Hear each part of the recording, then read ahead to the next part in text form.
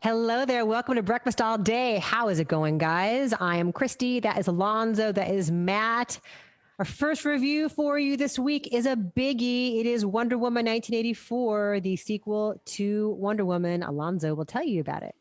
So it's 1984, spoiler, and Diana Prince is working as a curator at the Smithsonian. She is still mourning the death of Steve Trevor during World War I, which might seem like a long time to do that, but if you're a near immortal, I guess 70 years is just kind of a blip.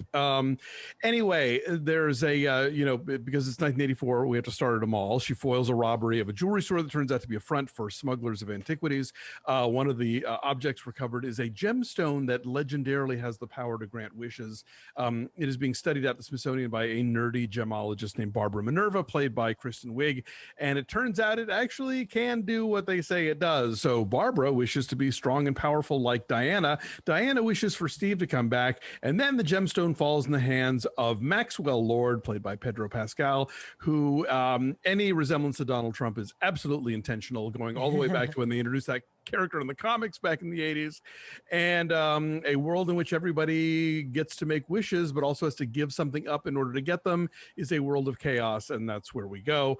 Ultimately, this is a story about a shallow con artist who gets the ultimate power, misuses it, and then would rather see everything destroyed rather than give it up. So fiction.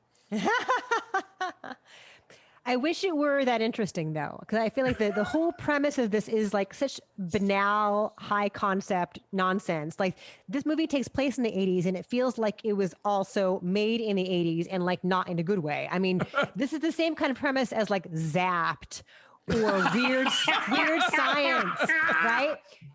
Careful what you wish for. You get incredible power and strength, and you get to do cool stuff like lift girls' skirts up or whatever. But this is, through the prism of Wonder Woman doing that.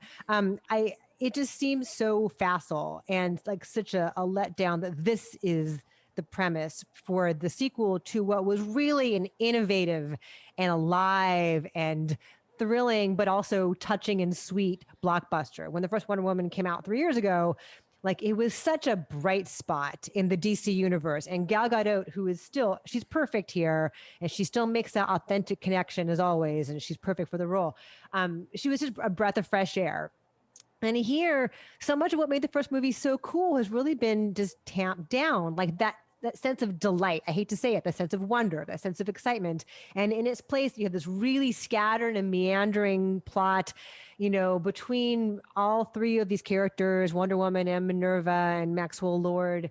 And it's frustrating because there are glimmers of some really interesting stuff. The first big action sequence off the top is thrilling, and the way it's cut and shot, and the music, the Hans Zimmer score, it sweeps you up in the middle of this big Amazonian competition when she's young and she learns a lesson from it. But like, that moment there is the high point of the entire movie, and nothing else matches it in terms of thematic cohesion and visual thrills and hope and wonder. I like a lot of the relationship between Gal Gadot and Kristen Wiig. I would like a mismatched buddy comedy with the two of them when they're out having drinks at happy hour with the Washington Monument behind them. And they have such sweet and easy and lively chemistry. Like, I want more of that. But the movie like divides them all and like meanders between them, and it just feels like a mess. Yeah, I agree. It feels like there's certain things that, like, oh, we've got to do X and we've got to do Y, and like we've got to bring Steve back, and they come up with a plot line that makes that all fit. Sabrina, stop. Sabrina's crying because she's in the other room. Stop crying. But ultimately, it's all just kind of hackneyed. Like it. I should have taken the idea like right off the bat when they tell you like, oh, this mall gem shop is a front for antiquities that are black market antiquities. I should have known at that point, like, oh, yeah, this is not good. This is lame. Right? I mean, there's some. Why can't that work? Well, because in a mall, come on. Like, that's ridiculous. In suburban DC, mall. It's a triple decker mall. DC, and look, they had a Walden Books and a B. Dalton, all right? They had their shit together. I worked at B. Dalton in high school. Yeah, but you didn't have like rare black market books in the back. that I knew of. Did you don't know. That I just thought that was dumb. The other thing too is it starts. Part of the problem with this movie is you really do start to ask questions you probably like, because this is supposed to be within that DC universe. Like, how come when we get to Justice League, nobody knows about Wonder Woman? Like, well, that's the thing. I wish they didn't have to knock out the cameras because she's still operating under the radar. It's like, why can't she just exist? I don't know why they had to set that up as a thing where she had to be secret, but. Right. And then there's a bunch of other stuff like that. Like, oh, we get an invisible jet reference, right? But then like they've got to figure out all these little things to put their, not quite Easter eggs, but all the stuff they want to make happen. And it becomes this meandering, dopey plot that really doesn't make sense. And that really bothered me because as you're going deeper into the movie and as the stakes are supposed to be rising, it's hard to really follow what's going on. Like they don't make, Steve brings up the monkey's paw idea.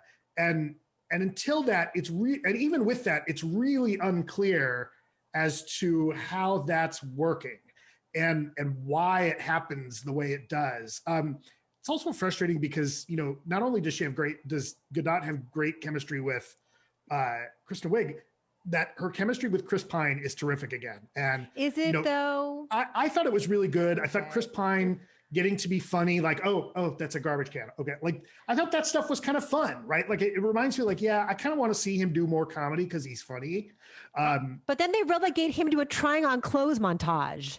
Like just to make fun of parachute pants. Come on, we're better than that. But they made the dude do a trying on clothes montage, which is an interesting switch. Here's the thing. I agree with you. The wishing stone is kind of weak sauce and it's a bit of a mess. And weirdly enough, that's kind of what the cosmic cube does in Marvel comics. But when they brought it to the movies, they made it the Tesseract and they gave it more specific, things.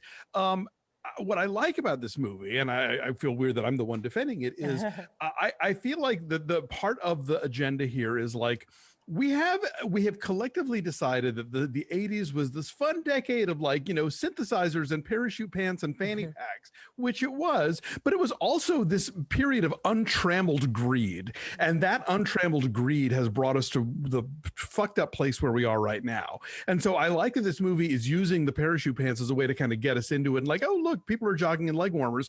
But then it's like, let's talk about Ronald Reagan and nuclear proliferation and about all the Maxwell Lord is Donald Trump, and Donald Trump started there and became Donald Trump now because of Ronald Reagan. So all of that stuff I think is really interesting and I think serves a purpose and is doing something in this movie that's interesting and is bold for a superhero movie to actually have these kinds of ideas in it. As for the execution of those ideas, it's a bit of a mixed bag. You're right. The Paradise Island sequence at the beginning is probably the highlight of the film. There are some cool action sequences along the way. I do like the chemistry between her and Wiig and her and Pine. I think Kristen Wiig is great in this. Like she is. I would put her next to Michelle Pfeiffer in Batman Returns in terms of like the character arc that she has and the transformation that the character undergoes. Like the first Wonder Woman, which we now know is Warner Brothers' fault, the third act kind of falls apart. And you wind up with just another sort of like lights and wind and villain yelling and noise and her fixing everything, but having to fix it off camera because Wonder Woman people don't know she's in here yet for whatever dumb reason. So that is a bit of a letdown. But I enjoyed so much of the other stuff in this movie and so many of the ideas in this movie and the Hans Zimmer score and a lot of things along the way that, if a superhero movie falls apart in the third act, that's kind of the norm at this point. So like, it's when it doesn't happen that I'm more surprised. So I don't know. I enjoyed this. I love Kristen Wiig as a villain. I love that she gets the opportunity to tap into the possibility, like just the casting of her is really inspired. And then she really digs into it. Like as we saw with the Skeleton Twins. She can do drama. She can do so much more. But they make great use of the way she can just like deadpan throw away a line, right? Because at first she's super meek and self-deprecating and like she's aware of that. Yeah. And like the way she kind of makes her way through the world. And when she and Diana first meet and become friends, like she's so insecure and nerdy about it. And Diana also has no friends because she's been around for decades. And so that chemistry there is really sweet. But then as she goes along, I absolutely love the hair and makeup transformations. Lindy Hemming is the costume designer. And I love like, it's not obvious the way they do her wardrobe makeover. It's not obvious 80s. It's like it's got an edge to it. Like she gets blonder and blonder as it goes along. But I also love what she chose for, like, there's a big formal party that they all have to go to. And the thing that she chooses for Wonder Woman to wear to that is like long and drapey and elegant, and like it plays on both her height and her regal stature. So there's some inspiring details all throughout here. But Pedro Pascal, when dudes are hitting on her and she's like, nope. No. Pedro Pascal, I think, goes to waste here because it's kind of a one-note role of him just being kind of frantic and schmoozy and duplicitous. And I think he gets the opportunity to show more depth beneath the Beskar steel on The Mandalorian. So, how do you do a movie? You know, you didn't do this in the 80s with every movie, but how do you do a throwback movie set in the 80s about people with money and no one does a single line of coke? Because it's PG-13, man. Oh, okay. I think the coke is implied. There would have been more smoking in the real 80s too, but movies don't do that anymore either. So. Right. That's true. Anyway, I was disappointed in this. Nick and I watched it on Friday night, and we were both like, we both loved the first one. So I'm saying 5.4. Oof. Yeah, I didn't really like. I was disappointed too. I give it a 6.5. Okay. I said 7.8. It is flawed, but I had a better time at it than I have with much of the DC films, and it's not as good as Wonder Woman, but I'm still interested in seeing Patty Jenkins sort of fleshing out this universe, and I would maybe be interested in seeing the next one being set after Dawn of Justice, so that we don't have to deal with the whole like I'm in secret thing going on, you know. That was weird. All right, so our number is 6.6. It is out in theaters and through streaming on HBO Max on Friday, on Christmas Day. So let us know if you're seeing it. Let us know how you're seeing it, what you think. Yeah, but stay home and watch it. Yeah. Don't go to a theater, for heaven's sake. I mean, unless you're like in a small town and hardly anyone has it, you can go basically get the theater to yourself. Okay, fine. But in LA, in California, or where it's I don't think that's an option in LA. You can. But anyway. Orange County, you can. San Diego County, you can. All right, let us know. Well, listen, thanks you guys for watching. Have a great holiday. Like this video, subscribe to our YouTube channel, follow us at BeFastAllDay on Twitter, Instagram, and Facebook, and check out our Patreon page at patreon.com/BeFastAllDay. We are wrapping up our coverage of The Queen's Gambit this week, and we are reviewing a holiday classic that was chosen by our subscribers. We'll be talking about Bob Clark's seminal slasher film, Black Christmas. So check that out. Thanks for watching. Have a great New Year, everybody. We'll see you next time. Bye.